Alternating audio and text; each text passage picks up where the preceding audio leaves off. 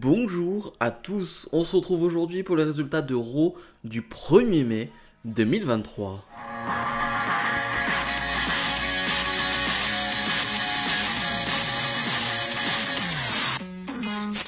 Le show rouge qui s'ouvre comme SmackDown avec Triple H qui va annoncer bien finalement le premier round de la draft. Et oui, la fin de la draft, c'est ce soir du côté de Raw. Alors, il faut savoir que Triple H va rappeler les règles pendant 2-3 minutes, je vais pas vous les rappeler. Mais en gros, il nous rappelle aussi, il nous dit surtout que Brock Lesnar ne sera pas sur l'une de ses listes, ne sera pas du côté de Raw ou de SmackDown. C'est un free agent, donc Brock Lesnar est libre et il y a quelques superstars qui sont dans ce cas-là. Je crois qu'il y a Omos qui sera un agent libre. En gros, ils pourront être du côté de SmackDown et de Raw. Voilà, ils sont libres, ils peuvent aller où ils veulent. Selon moi, c'est vraiment une mauvaise idée. Honnêtement, si franchement tu fais des rosters Raw, SmackDown avec vraiment les gens qui doivent rester du côté d'une brand, je comprends pas l'intérêt de faire des agents libres. Vraiment, c'est quelque chose qui me dépasse. Je ne comprends pas l'intérêt. Bref, finalement, Triple H va commencer avec la championne de SmackDown, Rhea Ripley, qui est draftée du côté de Raw. On le savait, Bianca Belair a été draftée du côté de SmackDown, donc on va sûrement faire un swap de titres. Ensuite, en deuxième, un peu la même chose, Austin Theory, le champion des États-Unis. Et du côté de SmackDown, Gunther lui est du côté de Raw, donc c'est plutôt logique de le voir de ce côté-là. Les deux premiers pics, on fait parler la jeunesse, des gens qui ont 25-26 ans. C'est plutôt cool de voir ce changement-là. Pour les premiers pics du côté de Raw, on voit ça, donc c'est cool. Le troisième, c'est Seth freaking Rollins qui est drafté du côté de Raw. Et là, forcément, Seth Rollins drafté du côté de Raw, on pense qu'à une seule chose, le titre de champion du monde poids lourd de la WWE. Oui, car ce titre sera du côté de Raw, car Roman Reigns est à SmackDown. Et là, on commence à y penser fort. Et finalement, le dernier pick, c'est Charlotte Flair qui reste du côté de SmackDown. Une Charlotte Flair qui est absente pour le moment, qu'on n'a plus vue depuis WrestleMania. Et j'espère qu'on va vite la revoir. Quand elle fait des performances comme elle l'a fait lors de WrestleMania, on a envie de la voir tout le temps. Là, elle est encore en vacances. J'aimerais bien voir une Charlotte Flair un peu plus souvent et finalement ça conclut ce premier round de la draft du côté de Raw. Paul Heyman, intronisé par Triple H, arrive sur le ring et Paul Heyman, il a plusieurs choses à dire. Déjà, que Roman Reigns sera présent à SmackDown la semaine prochaine. Ça fait encore long, encore très très long. Il nous dit aussi qu'après une énième défaite des Usos, donc dans cette course vers le titre, par équipe, les titres par équipe, il va devoir leur parler en privé et tu sens que Paul Heyman, il n'est pas très très heureux. On en avait parlé lors de la review de SmackDown ce samedi. Ça va poser des problèmes, clairement, cette nouvelle défaite des Usos. Les Usos qui d'ailleurs n'ont pas encore été draftés. On ne sait pas s'ils vont être draftés du côté de SmackDown avec Roman Reigns ou du côté de Raw, finalement, où là ils seront sans Roman Reigns, sans Solo Sikoa, sans Paul Heyman. Donc affaire à suivre, on le saura ce soir. Et Paul Heyman va partir sur quelque chose dont vraiment je ne comprends pas trop où il veut aller. C'est-à-dire qu'il va te dire, mais Roman Reigns il a aussi quelque chose qui l'intéresse, ce titre de champion du monde poids lourd de la WWE, qui est du côté de Raw, etc. Il le voudrait bien. Roman Reigns avec 3 titres, ce serait vraiment très très cool, très classe. Et tout ça pour te dire, mais finalement il ne sera pas là parce que, il n'aura pas ce titre. Parce que, il n'est pas du côté de Raw, lui il est du côté de SmackDown. Pas trop compris où il voulait en venir. Ensuite, clairement, il veut dire que, au moins ce roster à Raw n'aura pas de vrai challenge, n'aura pas de vraie compétition finalement, parce que Roman Reigns ne sera pas là, donc ce titre ne vaut pas de la même manière, ne vaut pas le titre Universal ou champion WWE parce que Roman Reigns n'est pas là. Finalement, Seth Rollins va arriver, on va avoir un super Rollins. Vraiment, Rollins, il est d'humeur joueuse, j'ai envie de dire, il a envie de jouer, il a envie de s'amuser, vraiment je crois que c'est ma meilleure version, la version préférée de Rollins, vraiment j'adore cette version là, un peu Joker, un peu extravagante, mais qui sait rester sérieux quand il le faut, et Rollins va lui dire mais non, il n'y a pas de Roman Reigns etc, Roman Reigns enfin, il doit être content parce qu'enfin il n'est pas il est loin de moi et surtout, là, il peut s'éloigner de moi et là, il a une vraie raison. On n'est pas dans le même roster. Lui qui a essayé de m'éviter pendant des mois et des mois. Et je préfère vous le dire, t'aimes bien les spoilers, Paul Heyman? Eh bien, lors de Night of Champions, je deviendrai champion du monde poids lourd de la WWE. C'est la prophétie, vraiment, soyons honnêtes, c'est la prophétie et on l'espère presque tous, j'ai envie de dire, qu'il soit champion du monde à ce moment-là. Finalement, Paul Heyman va recevoir un appel de Roman Reigns, il est pas très content de ce qui se passe. Solo Sikoa va arriver et Seth Rollins va proposer un challenge, ou plutôt c'est Paul Heyman qui va dire ce soir, Solo Sikoa face à Seth Rollins et Seth Rollins va vraiment l'officialiser, donc gros combat ce soir et c'était vraiment une bonne promo, très divertissante, pas tout compris de où voulait aller Paul Heyman premièrement, mais ensuite l'arrivée de Rollins avec le public qui encore une fois chante pendant des secondes et des secondes son thème d'entrée. Je rappelle que le thème d'entrée de Seth Rollins a été chanté pendant quoi 12-13 minutes lors du côté de Paris, lors du live event ce week-end. Vraiment une folie. Donc ouais, c'est vraiment la dinguerie du moment, c'est vraiment chanter le thème d'entrée de Seth Rollins et c'est ultra plaisant. Les championnes par équipe, Liv Morgan et Raquel Rodriguez font face à Damage Control, composé cette fois-ci de Bayley et Dakota Kai. Io Sky n'est pas dans l'équipe, elle qui est dans un match de championnat ce week-end face à Bianca Belair, donc c'est plutôt logique de ne pas l'avoir là. Et c'est cool d'avoir une autre composition, une composition différente, un match qui va durer 5 minutes, qui est plutôt sympathique. Je trouve que c'est un bon match, ça fonctionne bien, les enchaînements entre Dakota Kai et Liv Morgan sont plutôt cool. Le hot tag finalement de Raquel Rodriguez est bien aussi. Finalement, j'ai qu'un problème, c'est la fin de match. La fin de match, on nous prend pour des débiles encore une fois.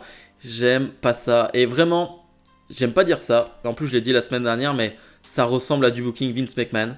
Parce que Bayley va finalement réussir à tricher entre guillemets et faire un tag au moment où personne ne le voit. Et Bayley va voler cette victoire avec un roll-up et donc battre les championnes. Ça m'énerve, vraiment. Je dis que c'est un booking Vince McMahon parce que globalement, sous l'ère Triple H, les champions ne perdent pas à Raw ou à SmackDown. Les champions ne perdent pas comme ça, de manière random, en 5 minutes. C'est pas quelque chose qui arrive souvent. Et sous Vince McMahon, c'est quelque chose qui arrivait tout le temps. Et là, j'avoue que j'aime pas. Je déteste ça. Je déteste ça, voir les championnes perdre en 5 minutes dans un match random à Raw. Ça m'énerve. Sachant qu'en plus, Damage Control va être du côté de SmackDown. Là, c'était leur dernier match du côté de Raw, Damage Control.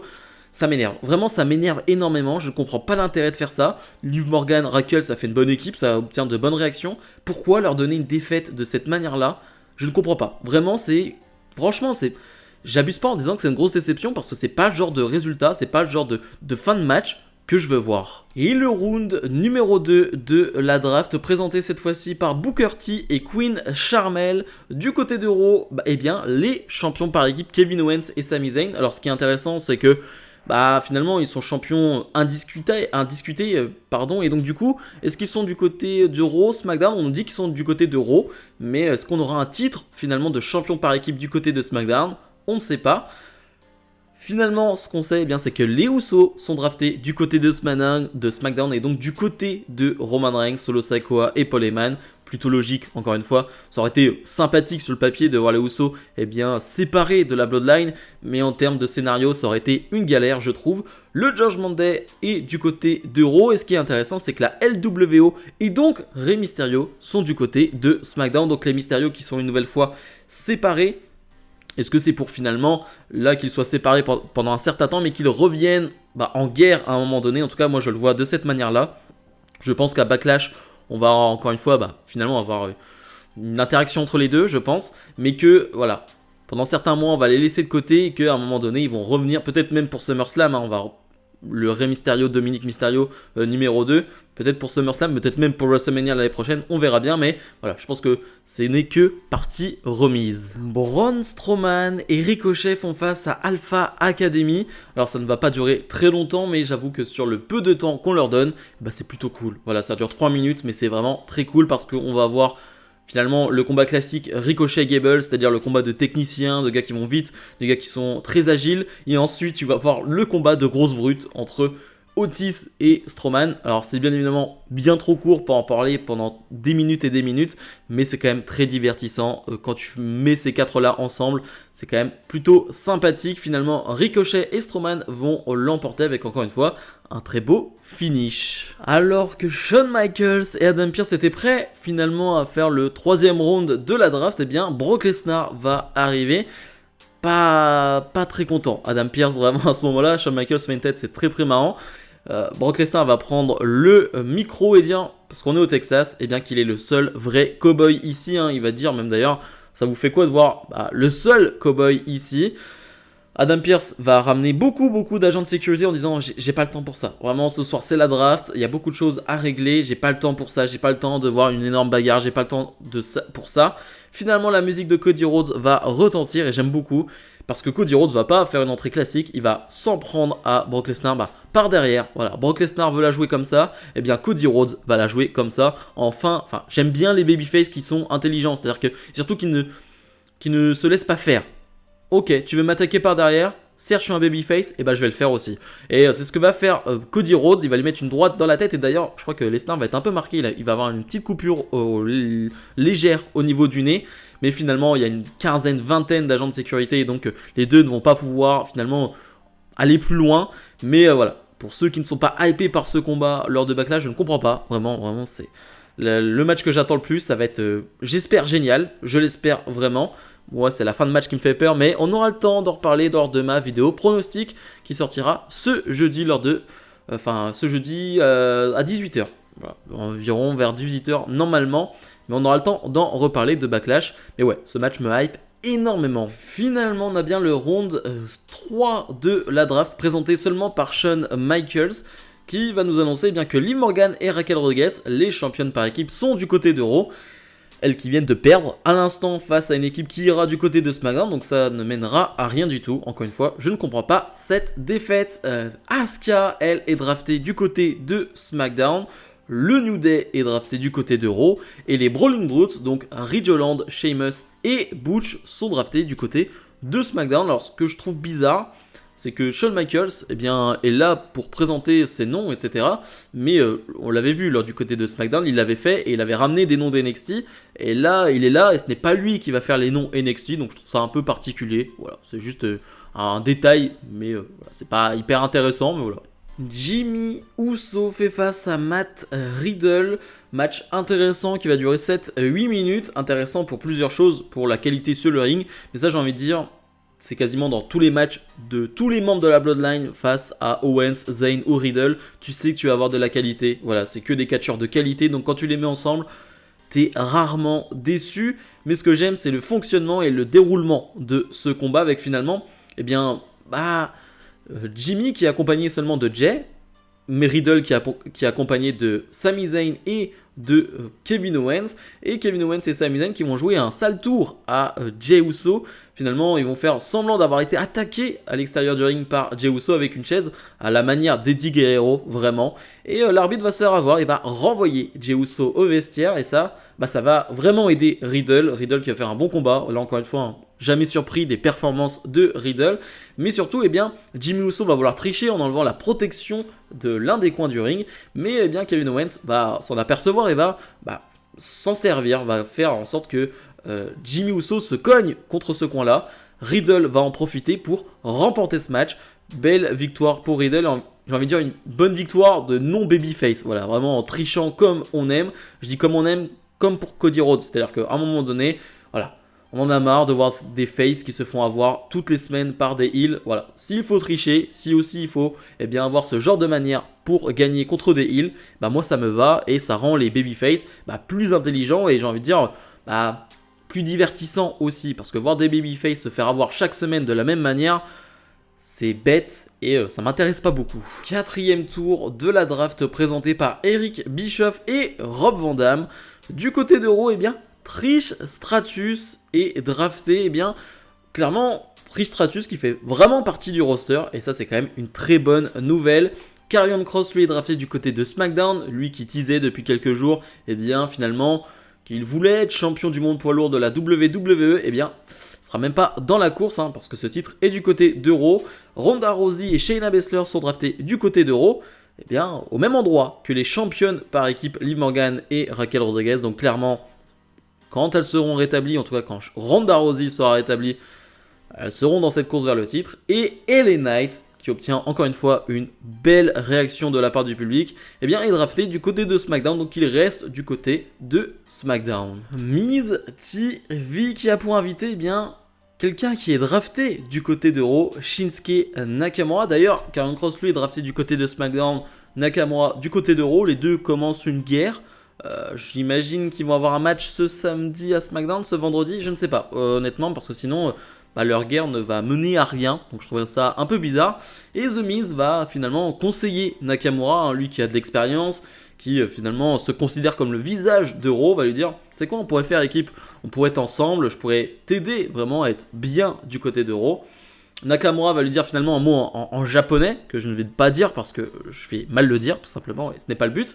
Et The Miz lui dit, mais attends, ça a l'air très positif ça, qu'est-ce que ça veut dire? Et Nakamura, bah, bon, il le dit pas, mais on comprend, enfin il le dit juste après, eh bien ça veut dire tiny balls, donc les petites coucougnettes, si vous voulez. Voilà, on reste encore là-dessus avec The Miz, hein, ça fait quand même des mois, et le public est toujours à fond, voilà, va chanter tiny balls, tiny balls, tiny balls, voilà, il est très content le public de ça, c'est plutôt marrant, voilà, de voir Nakamura. Nakamura est toujours très bon dans ses expressions faciales, voilà, vraiment, il a la joie de vivre, il a toujours un petit sourire, il a toujours ce petit air, moi, franchement, Nakamura me fait toujours rire. J'aimerais le voir plus sérieux, mais dans ce moment-là, j'avoue que avec The Miz, ça fonctionne bien. Finalement, Nakamura va profiter pour mettre au sol The Miz. Mais ouais, un Nakamura du côté de Raw. S'il y a un tournoi pour être champion du monde poids lourd de la WWE, j'imagine bien Nakamura, eh bien, aller assez loin. Omos fait face à un jobber. Il va facilement remporter ce combat et j'ai pas grand-chose d'autre à dire. Voilà, c'est la même chose depuis des mois et des mois. Omos, il vient, il part, il affronte que des jobbers. C'est pas intéressant, ça n'intéresse pas grand monde, hein. Il va affronter Seth Rollins à Backlash, ce qui est un énorme combat. Mais voilà, franchement, j'ai pas grand chose à dire sur Omos qui affronte des jobbers. Donc je vais m'arrêter là. 5e tour de la draft présenté par Molly Holly et Road Dogg. On a Braun Strowman et Ricochet qui sont draftés du côté de Raw. On a Shotzi drafté du côté de SmackDown. Bronson Reed drafté du côté de Raw. Et là, on se dit, bon, c'est un tour assez anodin. Et finalement, les Pretty Deadly de NXT qui sont draftés du côté de SmackDown. Et ça, c'est une très bonne chose. Enfin les Pretty Deadly dans le roster principal. Ils étaient plus que prêts à être dans ce roster. J'ai hâte de les voir. Pour ceux qui ne connaissent pas, vous allez vite comprendre ce que c'est. Que ce soit en termes de personnages, que ce soit en termes d'attitude et que ce soit en termes de qualité sur le ring, on est sur du très très haut niveau. Donc j'espère qu'on va bien les booker, j'espère qu'on va pas en faire n'importe quoi, qu'on va pas juste en faire des blagues. Et que franchement ils auront une vraie place dans cette division par équipe. Parce que le talent ils l'ont, ils sont jeunes, ils sont vraiment très très talentueux. Donc franchement très très hypé par les Pretty Deadly du côté de SmackDown. Match mixte 3 contre 3, on retrouve le Judgment Day donc avec Rhea Ripley face à la LWO avec Zelina Vega. Juste avant, on avait eu une promo du Judgment Day qui était assez marrante parce qu'encore une fois, Dominic Mysterio ne peut pas parler. Vraiment, Dominic Mysterio est l'homme le plus détesté au monde. Dès qu'il a un micro en main, vraiment le public mais crie vraiment, ce qui fait qu'il est obligé de crier dans son micro, on n'entend rien. Bref, c'est un bordel, mais c'est ce qu'on aime. Voilà, ce qu'on aime, c'est un heel vraiment détesté. Voilà, et pour le coup, il est détesté. Un match qui va durer 6-7 minutes, qui est plutôt cool. Là aussi, on a de beaux enchaînements. Encore une fois, on voit de beaux trucs entre Zelina Vega et Rhea Ripley, donc ça peut donner quelque chose de sympa lors de Backlash. Ensuite, c'est du classique, Rey Mysterio, Dominic Mysterio, ça fonctionne très bien et ça fonctionne encore mieux avec le public qui est à fond dès que Rey Mysterio arrive sur le ring pour finalement aller frapper son fils. Le public est quasiment debout, il y a quasiment une explosion dans la salle, vraiment le public est très très chaud à ce moment-là. Et je trouve que Santos Escobar, qui apporte finalement son in-ring et son expérience, ça fonctionne très bien. Donc on a un super match. Encore une fois, Finn Balor va faire la différence, il va intervenir à 2 moments, il va même se sacrifier pour son équipe en prenant un 619 à la place de Damian Priest. Et Damian Priest va en profiter pour gagner face à Rey Mysterio. C'était important pour Priest de prendre ce tombé gagnant, lui qui va affronter Bad Bunny lors de Backlash, donc choix plutôt logique. 6e et dernier tour de la draft 2023 présenté par Teddy Long et JBL. Alpha Academy sont draftés du côté de Raw, Rick Books du côté de SmackDown. Et là je me dis bon, c'est pas un round très intéressant. Et là, Katana Chains et Kaden Carter sont draftés du côté de Raw. Vous pouvez entendre à ma voix que je suis très heureux. D'ailleurs, on va les voir. On va voir leur réaction du côté du Performance Center. Elles sont en larmes et je suis tellement content. Et d'ailleurs, c'est bizarre parce que finalement, les deux qui vont se challenger pour le titre de championne par équipe de NXT, eh bien, lors de NXT, les deux équipes vont être du côté du roster principal. Donc, je ne sais pas comment ils vont gérer ça. Mais trop heureux. Katana Chains et Kaden Carter, je le dis depuis un an, c'est la meilleure équipe féminine chez WWE. Et là, elles sont du côté de Raw. Donc, du côté de Liv Morgan, Raquel Rodriguez, Ronda Rousey, Shayna Baszler. Je pense qu'il y a des choses à faire. Vraiment, s'ils ne font pas n'importe quoi avec Katana Chains et Kaden Carter, il y a vraiment un truc à faire. Et le dernier pick finalement du côté de SmackDown, quelqu'un de NXT aussi, Cameron Grimes, qui lui attend depuis des mois maintenant, lui il a fini son run du côté de NXT, il attend, on ne savait pas à quel moment il allait arriver, et là il va être du côté de SmackDown, pareil, Cameron Grimes c'est un gros talent, alors dans la mid-card tu sauras très bien, je vois pas Cameron Grimes arriver dans le main event, mais dans la mid-card avoir d'excellents combats, et encore une fois il a un bon personnage, il sait y faire, je veux dire au micro. Donc je vois pas trop de problème pour Cameron Grimes de s'imposer dans la mid-card s'il est bien booké, bien évidemment. Mais ouais, trop content pour ces ajouts de NXT du côté de Raw et de SmackDown. Et le main event, Seth Rollins fait face à Solo Sikoa, un match de qualité et un match qui manque de temps. Et tu le sens arriver à des kilomètres, ce manque de temps, c'est-à-dire que tout le show, il s'est passé beaucoup de choses. On aura le temps d'en reparler en bilan parce qu'il y a encore des choses qui se sont passées après le show. Bref, cette vidéo va faire 2 heures. Mais tu le sentais arriver. Tu sentais arriver ce manque de temps. Comme d'habitude, un Raw à 3 heures. Mais tu es obligé de finir sur les 2-3 dernières secondes à la va-vite, à l'arrache. Parce que tu manques de temps et ça, je trouve ça incroyable. Sur 3 heures de show, que tu arrives à manquer de temps. Moi, je trouve ça dingue. Le match est bon, le match est vraiment bon, mais tu le sens arriver. Ça commence à s'accélérer et finalement, malheureusement, les Usos vont arriver pour finalement faire en sorte que Solo Sikoa ne perde pas, parce qu'il était à 2 doigts de perdre. Donc, on a une disqualification au bout de 8 minutes de match. Ça, je trouve ça pas terrible, surtout en main event. C'est pas quelque chose qui me plaît énormément. Et finalement, Riddle, Zayn et Owens arrivent pour s'en prendre aux Usos. Et ça se termine là, ça se termine vraiment au bout de 3 secondes sur le ring parce qu'on n'a pas de temps, on n'a absolument pas le temps, c'est-à-dire que vraiment c'est Zayn, Owens et Riddle qui arrivent sur le ring, 2-3 coups de poing, fini, vraiment on passe à autre chose, Raw se termine, pas le temps. Moi franchement je trouve ça fou que pour 3 heures de show, t'es quand même obligé de terminer à la va-vite, à l'arrache, parce que t'es en manque de temps. Je veux dire, il y a tellement de segments, il y a tellement de moments que tu pourrais raccourcir, tellement de moments que tu pourrais même enlever. Bref, je trouve ça vraiment dommage parce qu'on parle quand même d'un main event, encore une fois qui se termine sur une disqualification, donc déjà c'est pas terrible, qui se termine ensuite sur un manque de temps. Bref, c'est pas un main event très mémorable. Bilan de ce Raw, alors je suis partagé. Sur le ring, il y a eu des belles choses, mais encore une fois, je trouve que les matchs ont été plutôt trop courts pour certains. Je parle forcément aussi du main event, mais voilà, il y a 1 ou 2 matchs que j'aurais aimé voir durer un peu plus longtemps. Et surtout, on va juger un Raw à sa draft, là pour le coup. Et la draft, il y a des choses à dire. Parce que finalement, après Raw, il y a eu des nouveaux draftés. Du côté de NXT, et ça c'est cool, on a Grayson Waller qui est donc drafté du côté de SmackDown. Encore une fois, pour ceux qui ne le connaissent pas, vous allez vite le découvrir, c'est pas n'importe qui. D'ailleurs, il va faire une super promo au Performance Center en disant que bien sûr qu'il mérite d'être là, bien sûr que depuis des années il savait qu'il allait être dans le roster principal. Et c'est dommage que cette promo ne soit pas montrée à la télévision parce que c'est une super promo et ça aurait été, je trouve, un beau premier... un beau premier regard, j'ai envie de dire, pour le public qui ne le connaît pas. Malheureusement, on préfère mettre des drafts qui ne sont pas hyper intéressants. J'allais donner des noms, mais c'est pas très cool, mais voilà. Et à la place de Grayson Waller, donc ça, je trouve ça vraiment dommage. Et on a un nom qui est ultra... Enfin, on a plusieurs noms qui sont bizarres. Odyssey Jones, qui est drafté à Raw. Odyssey Jones, il est absolument pas prêt. Vraiment, alors, t'as des gars qui sont giga prêts dans le roster à NXT. Je pense à des Ilya Dragunov, à des Tyler Bate. Et tu les vois pas là. Je comprends pas. Vraiment, alors là, pour le coup, incompréhension totale. Odyssey Jones, alors, ok, il a le physique, etc. Mais il est absolument pas prêt. Xion Queen, qui est un agent libre. Ok, il savait pas quoi en faire. Pour le coup, Zion Queen, c'est vraiment... Franchement, NXT, on sait pas quoi en faire. Bon, on va le mettre agent libre. Je pense qu'il va faire des matchs, les matchs de Omas, hein, c'est-à-dire les matchs contre les jobbers ou des trucs comme ça. Voilà, et on a Indus Sher qui revient du côté du roster principal. Voilà, c'est un peu les pics un peu random, mais ouais, la draft est particulière. Je trouve que pour les superstars de NXT, il y a du bon, il y a du moins bon. Donc voilà, un Raw un peu bizarre, je trouve qu'il y a beaucoup trop de choses à dire.